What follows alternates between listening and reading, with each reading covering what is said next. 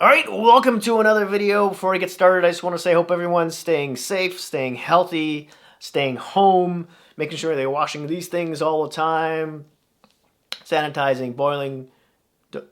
Don't boil them, just keep them clean. And don't catch the corona. Drink the corona, don't catch it. Let's get started. Now, this is video number 3 of 5, in which I talk about forward statistics. No defensemen here, just forwards. In my first video, I talked about shooting percentage and shots, top players in the league. Last video, I talked about face-off wins and penalty minutes. And in this video, we're talking about top players in assists and points. Starting with assists from the bottom up here. Number 7, we've got the legend Patrick Kane and Mitch Marner of the Toronto Maple Leafs with 51 assists right there. And Marner, I know a lot of people in the industry, in the sport, say how, including Patrick Kane himself, say how Marner is a lot like him. And I would say that's true of his playmaking ability, no doubt whatsoever there. He's just performs magic out there. But when it comes to his shot, no. Patrick Kane has a pretty decent shot. Marner does not. I mean, he'll deke the goalie out of his jockstrap, but his shot's not really there. Not yet.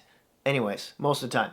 Number 6, we've got Kucherov of the Tampa Bay Lightning with 52 points. That's quite normal for him. Number 5, Jonathan Huberdeau of the Florida Panthers with 55 assists. We're talking assists here. I might have said points. I mean assists. And we're going to talk more about Huberdeau later. Number 4, the Machine, Nathan MacKinnon with 58 points, 58 assists. Jesus. Of the Colorado Avalanche. Number 3, we've got Brad Marchand of the Boston Bruins with 59 assists. Number 2, we've got a tie between McDavid and Panarin with 63 assists. Panarin of the New York Rangers. I want to stop and talk about him, not to him. You won't talk to me. Just for a second here, because this is only Panarin's 5th season in the league. I don't think a lot of people realize that. Now, he came in the league when he was 23. He's 28 right now. His first two seasons with the Chicago Blackhawks, he put up two 70-plus points seasons.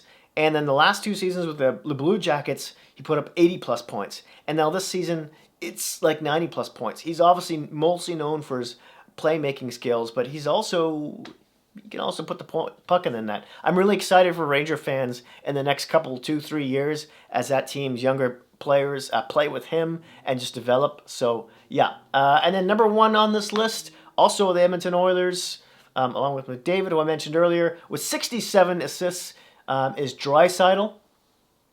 And there you have it. He just leads every category. I just assume it, really. Moving on to points. Starting at number 9, we've got Jack Eichel of the Buffalo Sabres and Jonathan Huberdeau of the Florida Panthers with 78 points. Now, Huberdeau's like 26 years old, so he's sort of right in his prime right there. And people forget that he had 92 points last season. People keep on saying how Barkov is so underrated. Huberdeau's doing pretty well as too, and this is like his 3rd season putting up those kind of high numbers. More so last season than this one, but still. And they've got this guy for 3 more seasons at $5.9 million. Cheap, especially seeing as how the rest of the money was thrown into the fire with Bobrovsky. Conversation for another day. Moving up, let's talk about number 8, Austin Matthews of the Toronto Maple Leafs with 80 points. Guy's 22 years old. What can I say about Austin Matthews? Last 2 years, he had a shoulder injury problems, and he only played like 60-plus games. This season, I'm pretty sure he was in every single game. And very possible he would have broken that 100-point margin. And I don't doubt he's going to be there for a long time. Number 7, Patrick Kane with 84 points of Chicago. Gift that keeps on giving. Number 6, Kucherov of the Tampa Bay Lightning with 85 points. Number 5, Brad Marchand, the fine wine, with 87. Number 4, Nathan MacKinnon with 93 points with the Colorado Avalanche. I can't wait to see this guy in the playoffs. He just finds another, like, 2 gears.